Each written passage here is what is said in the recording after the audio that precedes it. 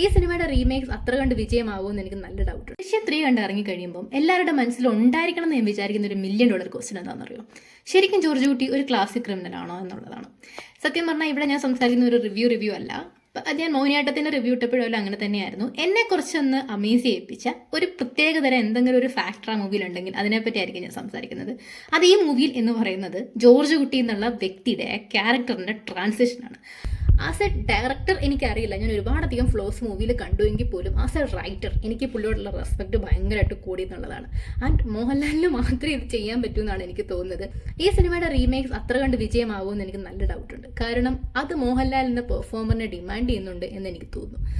സത്യം പറഞ്ഞാൽ ടൈലൻഡിന് തൊട്ട് മുമ്പുള്ള കുറേ ക്ലൈമാക്സ് ട്വിസ്റ്റുകളിലൊന്നും ഞാൻ അത്ര ഇംപ്രസ്ഡ് ആയിരുന്നില്ലെങ്കിലും ടൈലൻഡിലെ ആ ഒരു ഒറ്റ ട്വിസ്റ്റ് അവിടെയാണ് ഞാൻ ശരിക്കും ഹുക്കായതെന്നുള്ളതാണ്.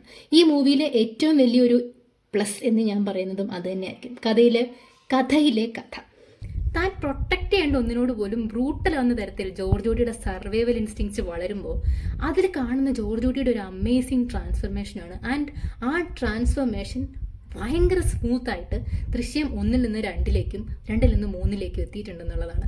ദൃശ്യം 2 കാണുന്നൊരു വ്യക്തിക്ക് ദൃശ്യം 1 നിന്ന് ഭയങ്കരമായിട്ടൊരു ഗ്യാപ്പ് ജോർജ് കുട്ടിയുടെ ക്യാരക്ടർ ഫീൽ ചെയ്യില്ല. പക്ഷെ നമ്മൾ 1 നിന്ന് 3ലേക്ക് നോക്കുമ്പോൾ നമ്മൾ അവിടെ കാണുന്നത് പഴയ ജോർജ് കുട്ടീനെയല്ല. 1 and 2 കമ്പയർ ചെയ്യുമ്പോൾ ദൃശ്യം 3 ഒരു മിഡ് എക്സ്പീരിയൻസ് ആയിരുന്നെങ്കിൽ പോലും ഈ കഥയിലുണ്ടായിട്ടുള്ള ഒരു മേജർ ഹുക്ക് ഇതാണെന്ന് എനിക്ക് തോന്നുന്നു. 13 വർഷം കൊണ്ട് ഒരു വ്യക്തിക്ക് എന്തൊക്കെ മാറ്റം വരാം ഒരു ചെറിയ ഇൻസിഡൻറ്റ് അദ്ദേഹത്തിൻ്റെ ലൈഫിൽ നടന്നപ്പോൾ എന്നുള്ളതല്ലേ ശരിക്കും സിനിമ ചർച്ച ചെയ്യുന്നത്. അങ്ങനെയാണ് എനിക്ക് തോന്നിയത്.